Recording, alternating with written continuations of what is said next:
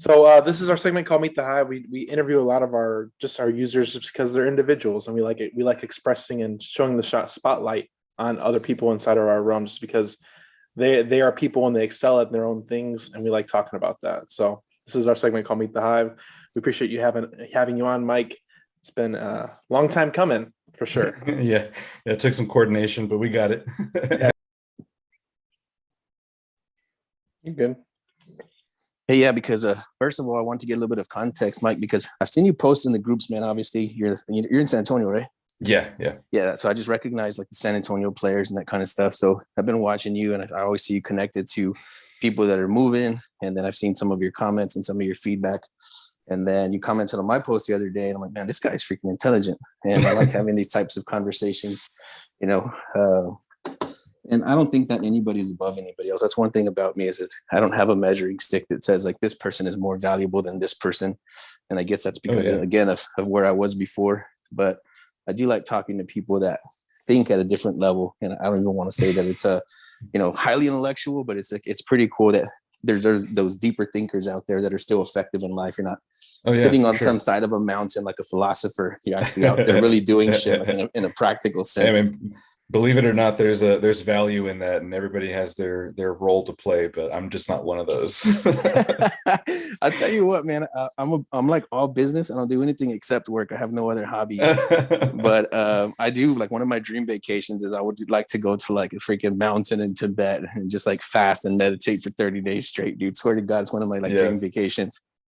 Yeah, I think the trick is to monetize your hobbies. I got a lot of hobbies too, but so not all of them monetize. But like with my consulting business, one of the things the services I offer through that is like media consulting. So like I have my microphone, I got my headphones. I'm a hobbyist musician, right? So I play guitar, bass. I'm picking up the violin. I got a drum kit behind me, but the camera's all blurred so you can't see it, but like I'm a musician, right? So I do some like jingles for some companies, right? Or I'll like mix and master stuff for their podcast, or whatever. I'll do video work for them. I'll do editing stuff. I'll shoot stuff. All kinds of stuff for media.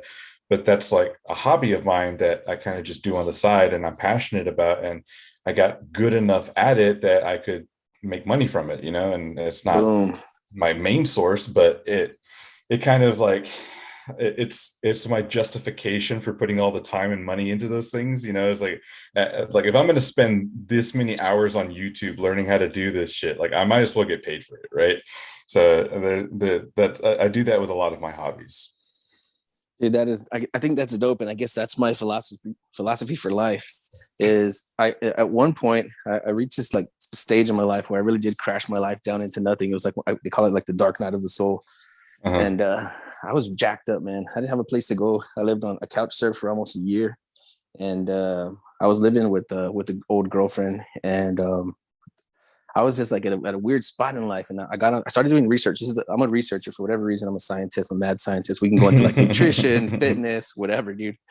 But I got into this like kick of studying like how do you heal a broken person, whether that's like in your body, your brain, whatever it is. How do you fix a person when they're broken? And that's the only research I did for like 3 years.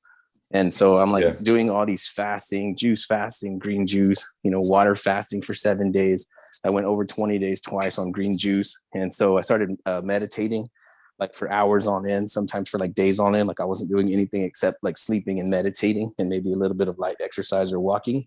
Yeah. And I reached into this like, man, it's funny because when I got there, the only thing I could think of it was like enlightenment. Like I felt like what like Jesus Christ or what the Buddha might feel like. And that's not even, I bet somebody would hear this and say, well, that's kind of arrogant to say, but it's like you reach a state of such humility where you're like, you lose your self-importance, and then you start to see the people around you, as like amazing creatures that are just trying to survive and exist like everybody else. So there is no place of judgment. And it's pretty cool that even coming out of that 10 years later, I still kind of stayed stuck like that.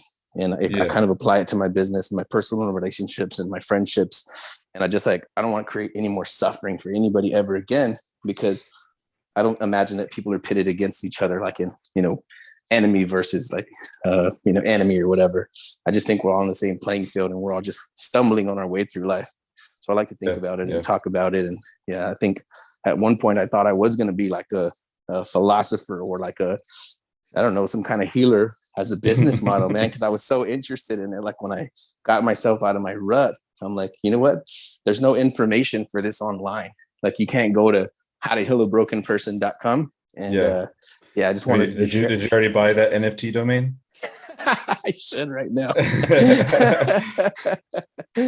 And I think I would like to. I don't know. It's already out there now. We just talked about it. Someone probably bought it. Yeah, somebody just bought it 4 seconds ago. Yeah. I would like to have a little chat about NFTs too, man. I don't know anything about it, but I'm super curious and I'm studying like hell because it's not even about missing the boat. I think it's just like this is where the future aims now. So it's like driving a car. You better figure out how to drive pretty quick. Yeah. I appreciate you being so cool about it, man. When Daniel was like, "Hey, we have a call. We rescheduled for today at 7." I'm like, "Bro, you never told me that." He's like, "Let's do it at 9." I was like, "Shoot me for 9." So it's kind of cool that you're still, light in spirit. Some people. No, I get it, man. Like my schedule is always changing constantly. I mean, I'm one of those people that like I like having a rigorous schedule. But I also understand, like when you're in business, like shit happens, and you have no control of it, right? So you have to be a little bit flexible, right? But I totally get it, man. It doesn't bother me, but I like to connect. I like to. I'm a storyteller. I think everything is some kind of a story, and we're either listening or we're telling. And everybody shares in one story, big or small, and that just fascinates me, But yeah, to give a little bit of a background on myself, I'm from a really small town called Uvalde, Texas. It's about 80 miles west of San Antonio. Graduated high school and moved out of state, went up north to Brown University. My formal education and background is in mechanical engineering and human biology. So I wanted to go down the route of academia and research. I was doing research in biomechanics. That just, it still fascinates me. That's ultimately my long-term goal, is to have a biomechanics company building artificial limbs and organs. Real estate at the moment is just kind of like my vehicle to get there, so that I have a base of stability for me and my family. It's also fun. I enjoy it. I'm a analytical numbers guy. I mean, that's you don't go into engineering unless that's something you really enjoy, right? The numbers. But after I graduated college, I was a lab manager for about 1.5 years. My wife and I got married right after we graduated college. So she did her master's. She did her master's at A&M. So we lived in College Station for 3 years, and then we moved to San Antonio. And at the time, I was having a really hard time finding a job because my double major, like I would apply to engineering companies and they would tell me, you're a little bit more of a biologist than an engineer. And I would go to research companies and they're like, you're more of an engineer than a biologist. So I just had a really hard time finding work. And this is the time where like the economic recovery from the Great Recession was just starting to pick up. It was just starting to get steam. So most of the research agencies and the jobs that were hiring were all grant funded, and nobody was renewing grants because that's just what it was, right? And so I started my first business. Well, technically my second. The first business I started was really for more IP protection when I was in high school, but my first actual business was in financial services. So I was securities licensed, so I was doing investments, selling mutual funds, IRAs, 401ks, doing the rollovers, all that kind of stuff, setting up retirement funds, selling life insurance, basically everything that came with that business, right? I failed at that two or three times and rebuilt it every single time. And then when we moved to San Antonio, basically had nothing lined up. So I was starting from that, and I just started to do my consulting business. And consulting led me to a real estate investment company that had no idea what they were doing with their systems, had no idea how to retain investor customers. And I built out their CRM for them. It wasn't like pre-made out of the box, but they needed it customized for the way they operated.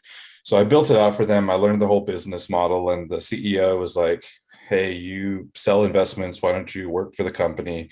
I told him, I will only do that if you teach me about real estate, because I have no idea about real estate. So that was our relationship. Did that for about 2 years. Ended up leaving the company, and it doesn't exist anymore. But after that, I kind of bounced around doing small consulting gigs. And then last year, 2020, Alex and I started our business at the beginning of the year. And throughout this whole time, I have other small businesses that I'm doing. At one point, I had a truck washing business with a partner out in Uvalde. We did that for a couple of months, made it very profitable, then sold it to another guy. So we were in and out in a couple of months. So I kind of do that on the side, right? So I believe in having a diversified portfolio of anything that can produce income and anything that can provide value. So whether that's stocks, whether that's real estate, whether that's collectible items, whether that's a whole ass business, it interests me. I just like to do those things and learn. And like I said, it's everybody has a story, right? Every business has a story, and when you learn about those stories and you can apply that or learn something from it or tell those stories to other people, that's kind of how we all connect and share and interact, right? It's all stories in some way or another. For me, I see it in the numbers, but for other people, it's communication. And that's kind of how I got to where I am now, where I'm mostly doing real estate. Just sold an ATM business, getting into new development stuff. And just sky's the limit at this point. Wow, So, dude. so one thing I like that you mentioned was you like doing other businesses and hobbies, but real estate is the key to go and do whatever you want. I think a lot of people miss that because like, oh, I need to start my dream business to make the impact. And I'm like, no, you need to make money first. And real estate is a good vehicle to make a lot of money to do the things you want, because a lot of us don't get a leg up to even do anything else. So like sometimes you have to do something just to get the money to do the actual thing you want to do. So I think you have big. And sometimes it's not even the real estate itself. Like you may even have to have that extra step of, right now I just need a fucking job. Like I'm not going to knock anybody who takes up a job because they need it. Like that's perfectly fine if you got a part-time or full-time or two part-times, whatever. But if you're working on your business after hours and that's your goal, like don't quit your job just because you you hear everybody else saying go all in, right? Like, I mean, hey, if you're willing to take that kind of risk, do it, right? It's all good, it's all on you. But just how real estate is a vehicle, a job can kind of bridge that gap until you can be self-sustaining to take on that dream business that you've always wanted to do. If that dream business happens to be real estate, great. If not, more power to you. Yeah, man, I agree with you, bro. I think I see people in real estate that start to get at these very high levels, right? And these are your notable characters that you start to see on everybody's interview, on every podcast, and that. And then next thing you know, they're doing something different. Like it's real estate, real estate, real estate, real estate. And then once they reach the black, triple black belt, then they're like, you know what? I'm gonna just go out and act in Hollywood. They just do something completely different off the wall. And I've seen it over and over and over again. So I'm like, I guess that's when real G's go to heaven, right? When you're a real estate investor until like you get enough capital behind you. And then, like you said, you can just move into whatever you want. So you mentioned something earlier. You said you were going to move into artificial limbs, or what was it? Yeah, artificial limbs and organs, biomimetics. That's kind of my passion. Wow, dude. How would you even pursue a career like that? I'm into this kind of like microbiology, also / like cybernetics and future AI, that kind of stuff. And I pay real close attention to it. So like, if you're going to even hop into that space, where do you go? How do you get started? First, you have to know where the market is. That's one of the important things. I don't think wide market acceptance of certain technologies are there yet. And I think maybe things like hearing implants or artificial eyes to help people see better or regain vision, things like that. Those are probably more acceptable than and I joke around about this with my wife because I have a bad back. I had a really bad Taekwondo injury when I was in college. And I now have sciatica, so I always have nerve pain in my back. And when it flares up, I tell her I can't wait for this business to take off because I'm ready to swap out my spine. Like I say it as a joke, but like that's also a reality. Like I want my business to be like that. Like, if you have a serious injury or maybe you have some disability from birth, I want to be able to offer those opportunities to individuals like, hey, if your arm doesn't work, let's swap it out. Let's get you a new one, and be as close to an organic, natural feeling, instrument as possible. But yeah, I mean, it's very complicated because you have once you're dealing with stuff that involves people and their health, the government kind of keeps a close eye on you. So it's pretty difficult. There's a lot of oversight. There's a lot of regulation. I think we have a lot of technologies that are available now and are currently on the market that just aren't being utilized the best way possible. And that's kind of where I'm going to be taking the direction of that idea is, what's available currently. I'm not going to have to reinvent the wheel. I'm just taking the systems, the applications, the concepts that we already know and draw on stuff that exists in nature, and simplify it, but apply existing technologies to those principles, and let's make something work. Like the other aspect is, financially and economically, is it commercially viable? Because I mean, you could create an entire artificial human body and swap out your brain, right? And you can, I don't know, live for fucking 200 years. But how much is that going to cost? And who's willing to pay that? That's another huge factor with the market. Not only once they accept it, can they afford it? And what is that business model? Are you going to be like the premium supplier? Are you like the Ferrari of prosthetics, or are you going to be the Walmart of prosthetics? Like there's a difference, because you have to balance quality and quantity and pricing and to your end consumer, and who is that, right? So there's a lot of stuff to figure out. And then on top of that, you have to deal with government oversight and regulations, and not just our government, but everybody around the world has something to say about what these products and are going to look like, because let's face it, it's going in someone's body, and it's going to affect their health, for better or for worse. Dude, that's freaking amazing, bro. This is why I really like having these Meet the Hives and these types of conversations, because how would I have been able to I feel like I've known you for like 50 years already. So that's super cool, man. Everything you said, I think I'm kind of obsessed in that space as well, because I think a lot about, they say the word is artificial intelligence, but I think that is derogatory. So I like to say computer intelligence, right? Because I wouldn't want to downplay any type of intelligence, no matter what. So to say it's artificial means like it sounds like it's like a lie, but I know what they mean by that, the way that it was created. I think a lot about that in robotics, man. I follow Elon Musk pretty closely, and what he's doing right now, I was going to say, if you want to move into that space, like I would try to get like a freaking, like a, how do you call that, where you work somewhere for free for a while? Like an unpaid internship. Like an internship. Yeah. I would be like, do you mind if I work in the Neuralink department for a couple while? I'll just do it for free.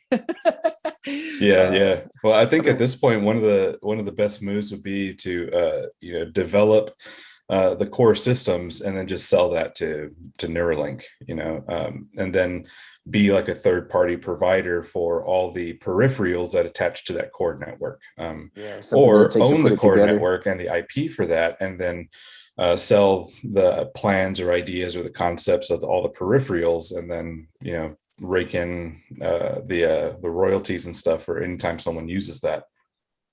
I think what's crazy about where we're heading is technology advances so quickly. Like this may happen in our lifetime, where, like you said, it will. It absolutely will. Do with it. Yeah, whether or not we are part of that market is a different story. It's just crazy, the advancement of technology over the last 15, 20 years. So I think what's ahead of us, we don't even know exactly, because I feel like there's somebody working right now creating that as we speak. and that they're creating the future. Well, not just people, but machines are too. I mean, we have a lot of deep web, not dark web, deep web thinking algorithms that are, solving problems that would take any team of people hundreds of years to figure out, and they're doing it in days and months. And that's where the progression of concepts, conceptually understanding things, figuring out problems, developing new technologies, and the iterations that we're going through. A lot of that is being helped and sped up by artificial intelligence and these deep learning systems. And those systems are going to get even better as we progress, and that'll just exponentially increase the rate at which we develop these things. Dude, 100% agree. Like right now, the only brain that we have, we can only foresee so many years into the future. So we use those own like self-imposed limitations to figure what the rate of advancement is going to be. And right now, from where we're standing, we're like, oh yeah, that could be 5 years away or 10 years away. But we're coming to a threshold right now, like you said, where 100 years of worth of information or data or problem solving can be knocked out like in an afternoon. So that's as fascinating as it is kind of terrifying. Like, where the hell is this headed? Yeah. So I think it's cool. I think it's going to affect every industry is going to feel it. It's going to permeate through everything. If you look at like even the Neuralink, like they have to implant it with a robot. I mean, because that's how precise you got to be, right? You could mess somebody up, kill somebody.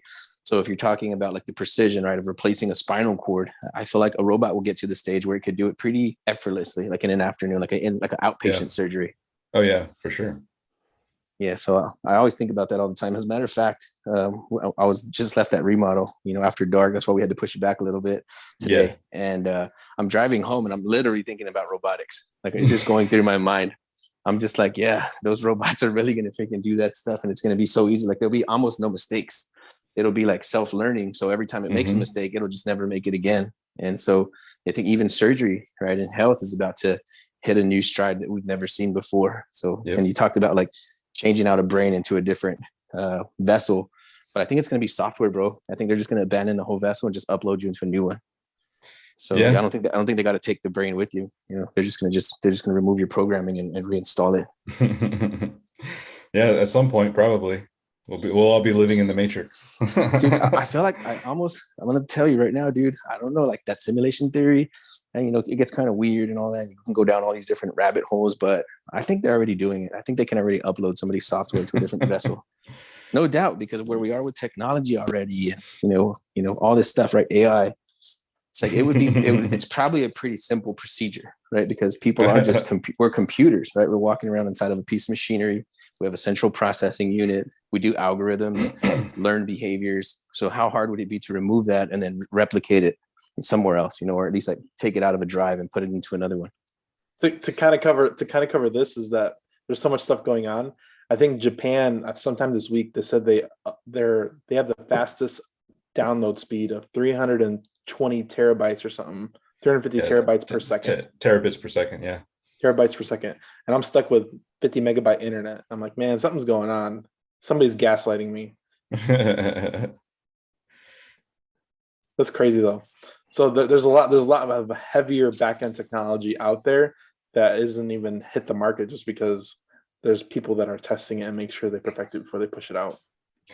Yeah, but I mean, like I said earlier, the one of the two biggest factors is the market ready for it, the market acceptance, and then what is the economic limitations on market expectations?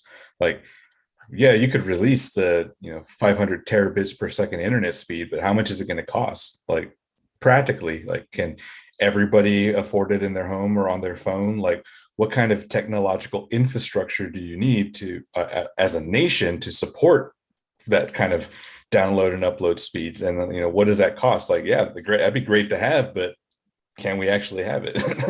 That's another question. I think it goes through like the different chambers of time, because anything can be moved in time. So if the government wants to adopt it first, because they can obviously afford it, right? When you can spend unlimited. And then, like anything else, over time, that speed becomes like, yeah, that was all right, 2 or 3 years ago. and then it might become like commercially available, because now it's not such a big deal anymore. And the newest and most expensive technology is again housed for people that can make immediate ready use of it, and also have no spending limit. Right. I think the same thing for prosthetics and robotics. All of that's going to be subsidized, right? Because of the way to inject that amount of capital into any plan or project is just to go to the government and say, hey, we're going to fix sick people, we're going to replace people that can't walk, we're going to do all this crap, and then they'll just keep throwing money at you forever because it's a medical need. So that's more that's typical and what we would expect, because that's just the way it's been done forever, basically. But recently, and this is like how like blockchain and Bitcoin came about, was the democratization of technology through open source. And we're seeing that with prosthetics. Like there's nonprofits that design and build prosthetics, mostly like hands and leg or feet, right? But they make them publicly available for anyone who has a 3D printer to download and print from your home. And then you can donate it to any local hospital or charity or whatever. And it's all free. Like you could go buy your own 3D printer and your own filament, right? And you have the specs. And if someone in your local area can't afford artificial hand or a prosthetic limb, you can print something basic and give it to them, and it's free. And that kind of goes around the whole does my insurance cover it, and who's the company that's going to provide it for me? I got to get a special fitting. And I mean, yeah, that stuff can still happen, but in the meantime, the family's got to save up for it. They might have to make payments. They got to wait on insurance to approve it. And then is insurance going to cover it as like a medical necessity or cosmetic necessity? Like, what's that going to look like, and how's that going to affect the terms of payment? And like, that person needs a hand. Like, what else are they going to do? And so nonprofits like this pop up, and I think that stuff like that might end up coming about, where you might get free internet because you have all these people with these blockchain hotspots or whatever, and they have the processing capability through a network configuration that they can provide faster download speeds, and you may not even have to pay for it. Just pay for the electricity. It's, like I said, it's an interesting world out there. I have one of those mining hotspots. I like looking at all that stuff, man. Yeah. No, and I agree with you, and I think that's because like the infrastructure that's been in place for too long, right?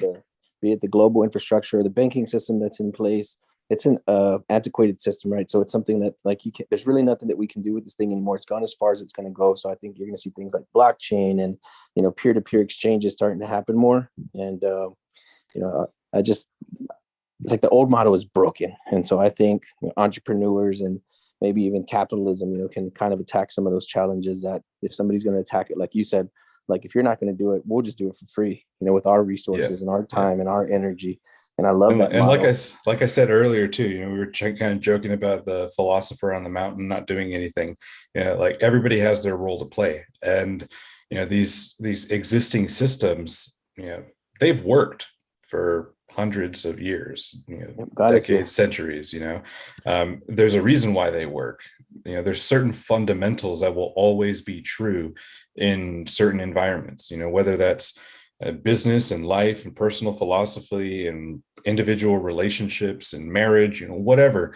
There's certain fundamentals that are always constant, and those don't change. What does change is the environment and the people and the pieces of that equation. And so, some of these systems, they may be faulty, but they work to a certain degree, and they have worked that way. And, when it comes down to it, it's really about learning the rules and playing the game based on the rules. My very first mentor told me, if you had all the best players in the NFL on your team, but you only ever play defense, you won't ever win a game. And his whole messaging was, learn the rules of the game, and you got to play the game the way the game is meant to be played. So you're going to have a period where you play defense, but you're going to have a period where you play offense. Know what the rules are in what part of the game that you're playing, so that you can maximize your effort and win. If all you're ever doing is holding the ball and hoping that the other team doesn't take it from you, you're never going to win. You're never going to score a point. Yeah, you might, catch an interception here and there, but your hopes of winning are almost nothing. Yeah, I agree. So I'm one of those that I don't try to go against the grain right by attacking it. I'm like, let's assimilate. So Daniel and myself, we went to Hive Mind. Like we know that there's similar products. We know there's other masterminds out there, but the way that we view it again is like kind of the philosophy that we talked about in the beginning is that we don't have any competition.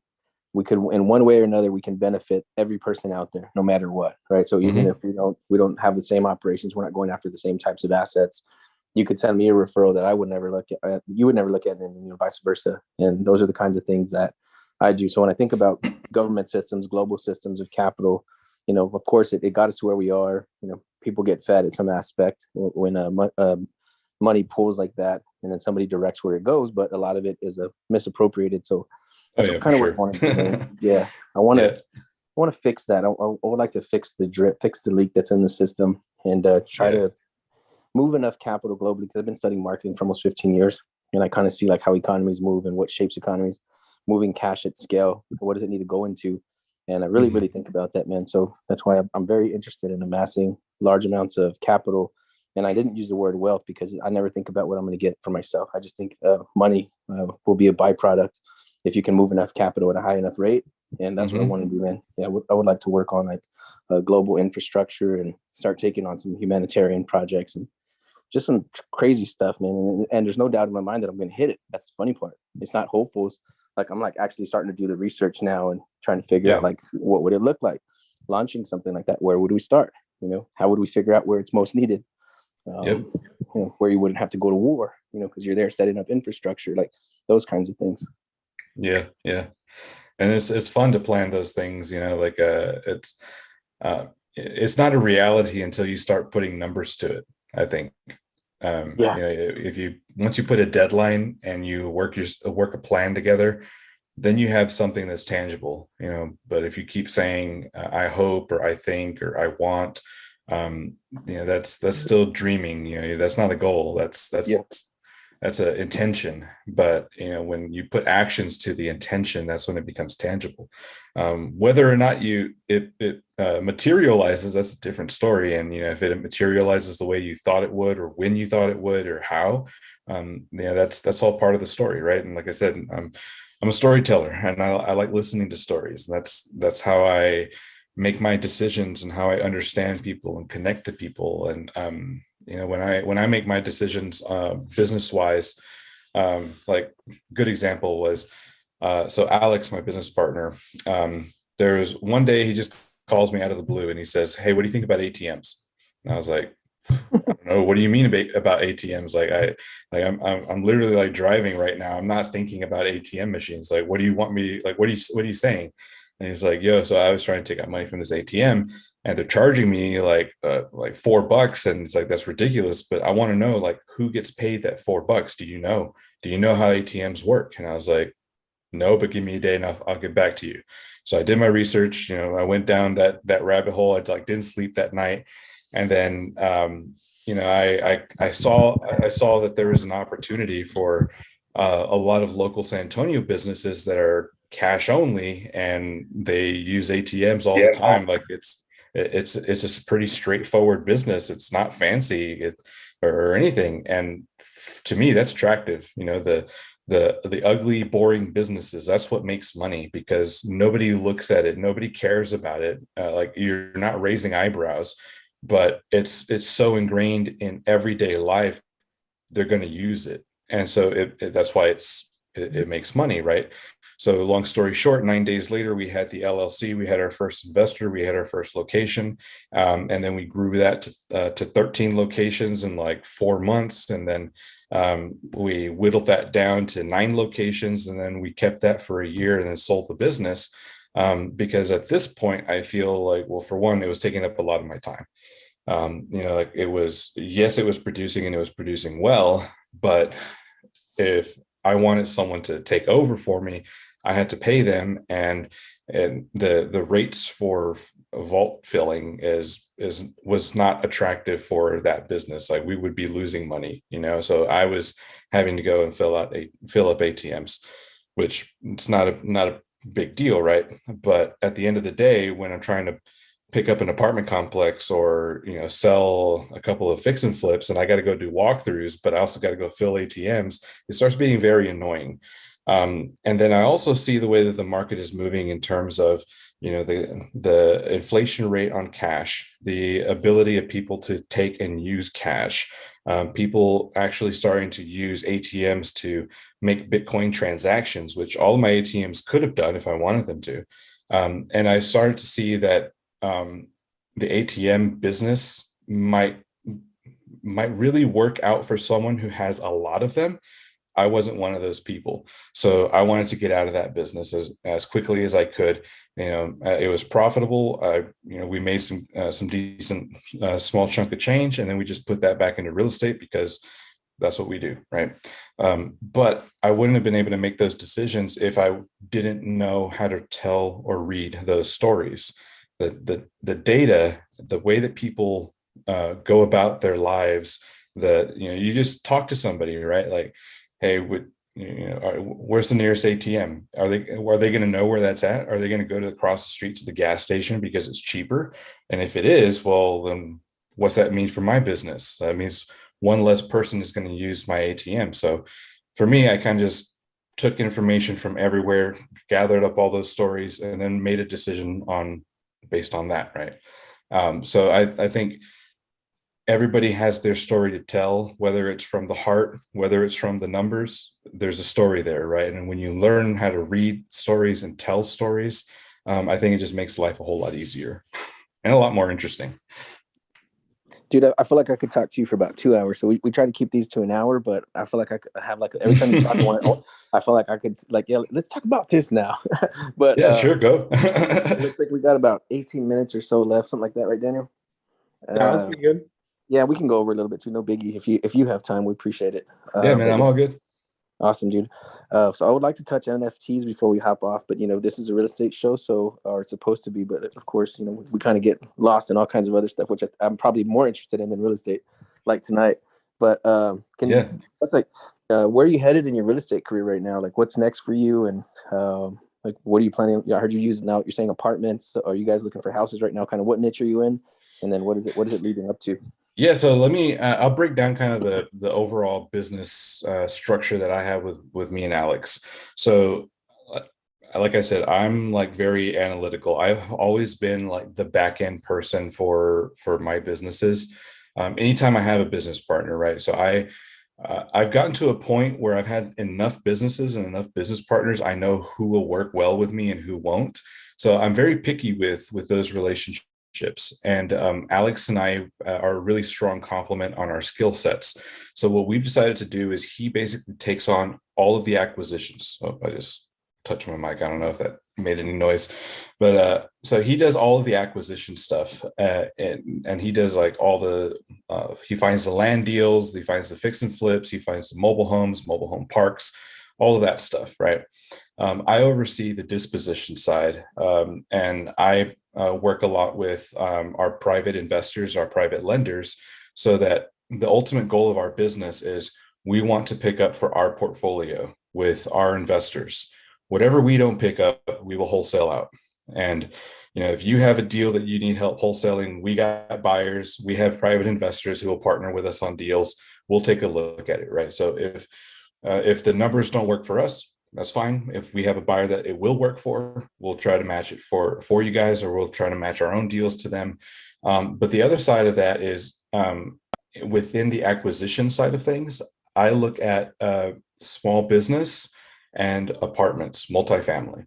So I'm a part of a couple of masterminds. I have a couple of mentors that I'm learning about how to put together the syndication deals from the ground up. I'm looking at building apartments from the ground up. We have a couple of partners who are willing to finance earnest money to lock in a contract on apartment buildings so that we can either pick it up ourselves or do the syndication or just wholesale it, right? So I look at those side of the things because, to be honest, they take a little bit more time, right? It's not as easy as just pulling up MLS and seeing what the comps say for ARV.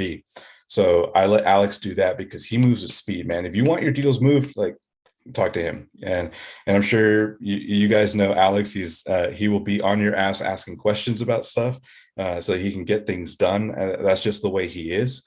I like that about him. I'm not as harsh. I'm not as like charismatic and in your face about stuff, but I get things done in my own way. And we also look at businesses. So like if someone has a bar that they're trying to sell the real estate, but it just so happens to have a business associated to it, I deal with those because there's a lot of factors that got to be looked into. We have to verify that there's no lawsuit that's still going on or one that's pending, or does someone file any kind of a litigation type of complaint that's recorded with the county or the city or the state. Are the licenses active? Were there licenses involved? Is there a history of employment and employment issues? Like there's so many other questions you got to ask about that particular asset, because it's not just real estate. You know what I'm saying? So we kind of have that division of work, right? So I take care of that aspect. Alex does that, and we kind of bring those two things together and make deals work. And starting next year, we're actually going to be doing new construction as well. So we are in the process of getting a fully customized industrial 3D printer to 3D print houses on site. And we hope to be the first ones in San Antonio to do that. We already have land for our first project. We already got the plans. We're waiting for the printer to get built and sent to us. And, that we're hoping by April or May, our first project will be up and off the ground. And that's what we're doing right now with real estate. We want to go into that route, building new housing, affordable housing, custom builds, mixed use commercial and residential, basically anything and everything that we can do new build, we can do with a 3D printer. And that's kind of our focus right now for when it comes to real estate. That's dope, man. You guys already ordered the printer? It's in the process. We got a lot of paperwork to fill out, but it's in the process. That is insane, dude. Yeah, I would like to take a look at how that works in the model. I was watching not watching. I say watch YouTube, but if you ever hear me say that, I mean listening to it, because I don't watch the screen. I just like listen to it while I'm driving around or I'm Yeah, same or something. here. Yeah. There's a guy freaking. It's a startup, and they're printing rockets, dude. Nice. Like to go to Mars. You know what I mean? Like these guys they're printing rockets right now, and they're getting bigger. Like I think it builds them like in 20-foot sections. And they could like build a rocket for like 1/5 the cost, and it's way more like stable and effective and all this crazy stuff, man. It's just really fascinating where the world's headed. So applying that to real estate is absolutely nuts. Like you'll build out a whole neighborhood like in an afternoon. Yeah. I mean, if you have enough printers and with the right conditions, it could be possible. Yeah. That's nuts, man. No, that's pretty cool, man. I would like to talk about that more and see where you guys are headed with that. Yeah, super interested in that space. And I've been in construction my whole life. I'm a licensed home builder and general contractor. I'm non-practicing, right, unless it's for my own flips or anything. Right. Yeah. But so construction, and then especially with like that, like technology, that's always cool. I was looking at those hemp bricks too. That looks really interesting and stable. Yeah, we've been looking into that. We've been looking into the different mixes for hempcrete. But the issue we have right now is we have to. In order to use them, like with the 3D printer, right, they have to pass certain structural tests. And right now they don't meet the qualifications or the criteria for being stable enough for load bearing in a structure. Like you can use them for like interior walls and stuff. That's probably the best use because they're great at insulation. They're fire resistant, water resistant. They don't grow mold or mildew. Like there's a lot of advantages to them. But they won't support the structure, and at least not yet. So that's something I'm looking at. Like I would definitely once we can figure out that formulation, I'm gonna be buying like a shit ton of land and growing my own hemp, and to just like have that vertical integration. Process it myself, sell it to other companies, but just keep that cost down for the construction. It's definitely something I'm looking into. Man, I told you, man, me and you are brothers from another mother. I already had that vision. I'm right now. We're looking for like 5,000 to 10,000 acre ranches, and that's already like locked into my future. It's like, yeah, I'm gonna have fields and fields and fields of hemp. because I believe in it, like for a sustainable future and that kind of stuff as well. And then I love land, and I want to have tens of thousands of head of cattle. So yeah, man, I'm heading there, going there quick. Maybe it's going to be some kind of nanotechnology or something that makes those blocks stable. You just put this coating on them, and bam, they're harder than concrete. Yeah, could be. I mean, there's plenty of polymer mixtures you can put into concrete itself, and that's what provides rigidity and tensile strength. That allows you to not have to use rebar, but still have it be structurally stable. You know, Insane, man. That's dope. it's fun. So let's just jump into NFTs. We had to talk about real estate because that's what it is, but kind of Yeah. jumped into the Back to the fun stuff. Back to the fun stuff. That was the intermission. So NFTs. Have you been watching this space? Oh yeah, for sure, man. What are your thoughts on NFTs? Have you jumped in on it? No, I'm just. Dang it. No, man. I'm getting a phone call. No, I haven't yet. I'm just watching still. Like I'm just kind of still trying to piece everything together. From what I can tell, it's going to be like the title to a house, but it's going to be a title to digital property, and it can be transferred, resold, store of value, give you access like a VIP card. But everything to move into the metaverse is going to have some kind of like digital stamp, and that's what I think it is. I think it's like the digitization of everything. I think that's where it's headed. And correct me if I'm wrong. I'm just a dummy. I'm just listening to a bunch of So it's basically like a title custody chain. You know, like you track the official ownership of a specific digital asset. But more importantly, it's the smart contract that's associated to that digital asset and who owns that, because that contract gives you all the benefits of whatever that thing is, right? So you might buy a picture, a JPEG or whatever, but the smart contract allows you to have a lunch and learn with that artist once a year, right? Like anybody can just screenshot that JPEG from you, but you are the only person that has that lunch and learn with that artist, right? So that's the nuance, the specific of the NFT.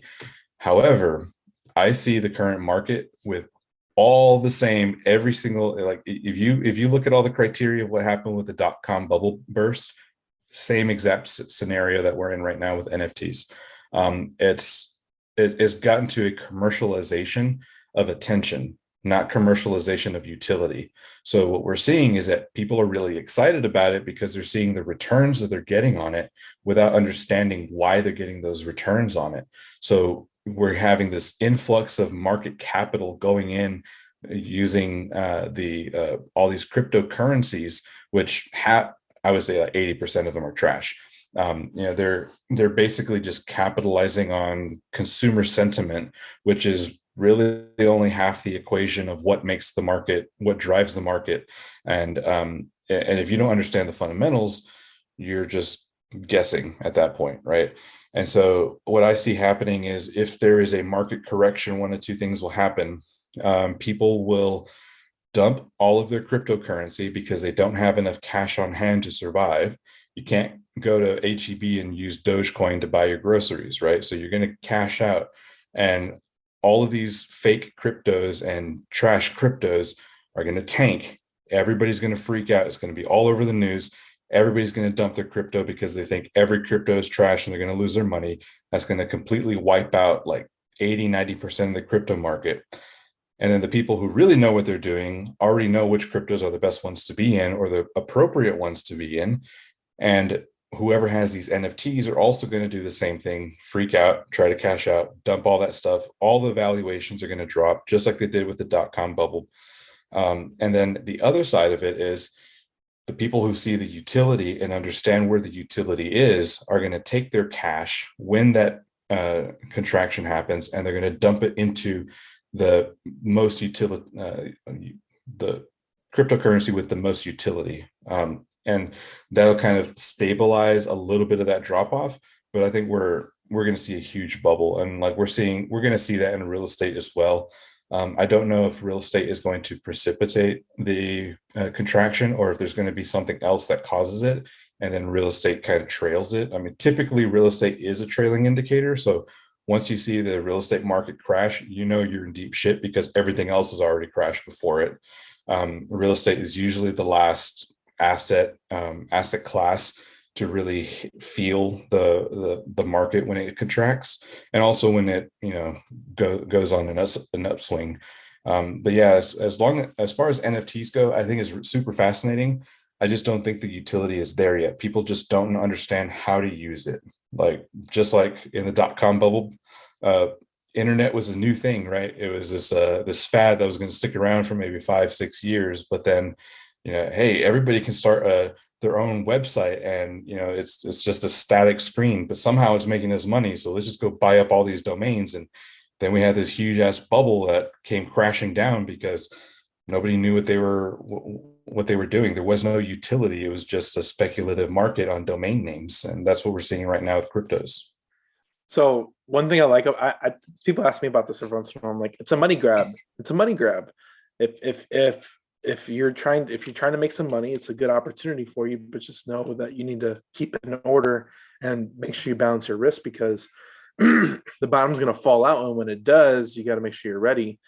Mm-hmm. But I do see the utility of it, but I just see it as a money grab. Like, I think there's opportunity there. It's just leveraging and managing your risk. Yeah. I mean, right now we're in terms of like identifying utility and what is actually going to stick around. I mean, we're basically in the same situation as with the .com, right?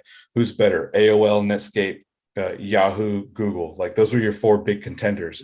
And like almost nobody was going to bet that Google would win out, and they're the ones that did. So if you bet on any of those other companies, like you would have lost. And we're in a very similar situation. I mean, yeah, Bitcoin and Ethereum, they probably have the most utility. They're the biggest ones, the most well-known, but they were just like Yahoo and Netscape, right? Or AOL. Like there might be another player coming in that nobody is looking at, that nobody understands, because right now it's just everybody is buying crypto, right? Like we can't, there really isn't a way to tell where the market's going to go. We just have to keep an eye on it, learn more about it, and see where the utility is taking us, because the way that people are going to use it may not be its intended use. Right? Like that's what we're going into the metaverse with, right? Like the idea is the social currency, not the utility of the currency. So that's two very different things. If it becomes social currency, how does that play out? Because culturally, regionally, based on the platform you're using, it's going to be different in all of those scenarios. So we just don't know. Right now, like you said, it's a money grab. You're just hoping you get lucky and that you kick the can to someone else. Yeah, the greater fool theory. Mm-hmm. No, man, I think where NFTs are currently, like with the art stuff, that I think that this is just the beginning, right? And maybe it is oversold already, overhyped, right? So I know the crash is coming to, or the reset anyway, but the utility is in place now. Now it's kind of woven into the fabric of society. So I'm curious, man. I'm really interested in this space. Like I'm probably more interested in this space than anything else right now. And I think about blockchain. I'm not a big time Bitcoin investor or nothing like that. I did a lot of trading in 2017, made a lot of money, and got my ass whooped too back in when the reset happened. Mm-hmm. But I'm looking at it again, but I'm looking at it now from a little bit more intellectually, because we would like to create our own token for HiveMind, just so we could kind of exchange with each other. People can buy marketing, and they could pay for subscriptions, and even buy real estate from us using our own token, right? So we're looking at that, and then NFTs. Like I'm just kind of curious. Like I said, like I feel like this is blockchain 2.0, web 3.0. I know this is the very next step for technology. I just haven't been able to wrap my mind around how to use it. So that's why I haven't spent a penny on it. I'm just like, I'm just kind of watching steadily. And I know for sure it's going to be as disruptive as both the internet and blockchain. Like, for sure. And I tell people all the time too, like first rule of investing is do what you're comfortable with. It doesn't have to be fancy, doesn't have to blow your socks off or anything. Do what you're comfortable with, because if you understand it, you're more inclined to study it. You're more inclined to be passionate about it, and you're going to put your money somewhere that your risk tolerance is okay with. So if you don't understand it, that risk is on you. You have to be comfortable with losing whatever you're putting into it. But at the very least, do something you're comfortable with, and that maybe that just comes from my experience and training as a securities licensed person selling securities. But I think that's some of the best advice anybody can have when it comes to investing. And it doesn't have to be fancy, right? Like, just because it's NFT is all the craze, it doesn't mean you got to put your money into it. You could still be in an index fund at like $50 a month and still get some decent returns. You can still flip a house. Like, real estate isn't going to go anywhere. Like, people still need a place to live. Like there are so many other things that you can do, no matter your price point. I mean, hell, at one point I was completely broke, having to start a new business, and I would walk down to the corner of just down the street from my apartment to the Goodwill. I had $10 with me. I would buy $10 worth of coffee mugs, flip them on eBay, take half of that money, go buy more coffee mugs, flip them on eBay. And I did that for like 2 months until I was able to build my business back and have some kind of income, right? Like, you can invest in anything and flip it. You can make money off of anything. You can monetize it. You just got to be creative. Yeah, I think that circles back to what you said earlier. A nice hustle, by the way, but it circles back to what you said earlier. It's like, do something that you love, right? Do something that you're interested in. So I do that with guitars, actually. So you can't see it here. Yeah. So I'll buy them on like a OfferUp or Craigslist. Mm-hmm. I'll look for them cheap. Like I at this point, like, I already know what I'm looking for because I've done it enough times, and I've like stripped so many guitars. I have a shit ton of spare parts. So like, I know I can see a guitar and be like, I have enough parts to fix that. And wow. I'll buy them for like $10-15, fix it up, paint it, do some touch-ups here and there, and I'll flip them for like 60, and I haven't done one in a while, just because I haven't had the time. It is a little bit more time consuming. But for me, that's definitely an investment of passion, and I try to monetize it. Right. So, and I tell people too, like, when you start looking at everything as an investment, the quality of what you're doing just gets so much better, because like, you can invest in your health, you can invest in your spiritual relationship, you can invest in your mental health. Like, for me, playing music, like, yeah, I'm not going to go get money if I'm playing gigs, right? Like, I'm not that good. I'm decent, but for me, it's emotionally and mentally a very good exercise to do. It's very therapeutic for me. It's like meditating, right? Just sitting down and playing guitar, just noodling. I don't have to learn anything, just getting something out, right? And for me, that's a healing moment. So I'm not making anything financially from it, but the investment in ROI on my mental health is substantial. And to me, that matters. So when you look at everything as what am I applying to it and what am I getting out of it as an investment, like the quality of what you do, like your quality of your relationships, your alone time, your time with friends, your time in business, and what you're doing with your money, like everything just kind of multiplies, and you kind of understand it better. You respect it more, I think. No, I agree, man. It's so funny. Every time I'm hearing you talking, I feel like I'm talking to myself. Like, this is dope. I guess I feel like we've been friends for a really long time. That's pretty cool, dude. I pay attention to that in life when you meet somebody and you're just like, man, that's so cool, because everybody thinks that we're so very unique, and then every now and then you'll meet somebody where there's just so much overlap. It's crazy.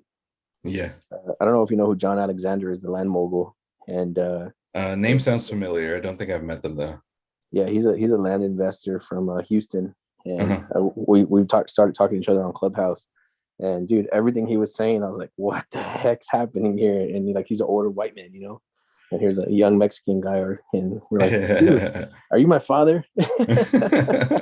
Yeah, man, I really believe in that. Making whatever your passion is your source of income, because then you feel like you're never working. So I'm really interested in that. So he's like, about the guitars, maybe it's not as profitable as you would want it to be, but it's something cool that you do and that you enjoy. So I have this, I have a Beamer, like a pulse electromagnetic frequency. Mm-hmm. And I put it on people, man. So like, I got a bad back, I got a bad leg. Like today, there's this guy at my house cleaning the tile, shampooing the tile. And he was every time he would get up, dude, he was like in so much pain. I was like, dude, let me try something on you. I told my wife, like, hey, bring a Beamer. So sure enough, here's a carpet guy laying on this device, dude, getting his back shot with magnetics, And I'm just like that, man. I said, hey, if it works, call me tomorrow. Tell me it worked. I said, and then just come back and try it again whenever you want. And he's like, how much is it? How much is a session? I'm like, dude, I can charge you nothing, man. I just don't want your back to hurt. It's like the zero profit game for me, but it's something that I Yeah. really enjoy messing with and talking about and all that stuff. And so that's cool. Yeah. I think we need to make part 2 of this episode because like again, I feel like it could have ran on for 2 hours. So usually towards the end, we always ask, what is a quote that's either yours or somebody else's that you resonate with? Jeez, I don't know. I can't think of anything off the top of my head right now. Okay, And I got a supplemental one. So if you don't have a quote that you can think of that you resonate with, what's one piece of advice that you would give to somebody who's brand new in business, real estate? Like if you could just sum it all up, like in 1 or 2 sentences, what would be your key piece of advice that you'd want to give to somebody who's brand new? Don't be afraid to ask questions. There's no stupid question. Just ask questions and go do it. boom. Yeah, I really love that one. I feel like I might be the living version of that because when I first got into real estate, I just started doing marketing because I know marketing for like 15 years. So I immediately started getting leads. And then I started just calling all of the gurus from San Antonio, that I would see on Facebook and all that YouTube. And I just started calling them like, hey, I have a lead. I heard you talking about sub 2. I have a sub 2 lead. And then somebody else, hey, I heard you talking about mobile homes. I have a mobile home lead. So I would just like serve up the type of lead that I saw the person talking about. And then unlimited questions. What about this? What should I do about this? What do you think about that? So it's not just me calling them saying, hey, help me. It's me like, hey, here's something in your hand. Now I got 1,000 questions for you. And I didn't feel like a dummy, like just because I'm a new guy. I'm like, who cares? I got to learn this as quickly as possible. Yeah. And I feel like I've I mean, come to do that's how I got better at sales. Like I've always been just doing an it. introvert, and I'm pretty sure I'm on the spectrum somewhere. But like I've had to learn how to talk to people. Like I'm 33, and like 30 of those years I've spent figuring out how people communicate, because like some things just don't click with me, right? Like I'm really bad with eye contact. Like that's just one thing I've had to learn how to do, and I have to remind myself like, oh yeah, people look at each other when they're talking. But so that's why I'm like really good on the phones, because I don't have to look at people. I don't have to worry about mannerisms, and I can focus solely on like intonation. So I can like really study, what am I saying? What are they saying? And because there's a lot of cues I just don't pick up on. I ask, and it's like, I'm not doing it out of like disrespect or anything, but I really don't understand, like, does this, sir, does this, property like look good for you? And they'll say yes or no. And I'll ask, okay, why? Because I'm trying to understand, how can I serve you better? I don't want to like bring you shit deals every single time. Like, what is the one thing about this that you like, and what is the one thing you don't like? And have that conversation, because I honestly don't know. I mean, if we're sitting face to face, it's a little bit easier. I can kind of pick up on body language or whatever, but I've had to learn how to communicate with people, because I don't communicate apparently like everybody else does. And I started doing questions, because I just come across like, I genuinely care. I want to be a better person. I want you to be better for it. And how do I do that? So I got to ask questions all the time. But the key thing is, you got to listen to their answers. You can't just ask questions and try to keep pushing, and that's one of the things like Alex and I are really good at when we train our people is, it's, you got 2 ears and 1 mouth, because you got to listen twice as often as you speak. And that's what we teach our people. And when it comes to sales, I know I'm not the greatest salesman, but I get things done somehow. And I think it's because I ask questions and I listen. Yeah, dude.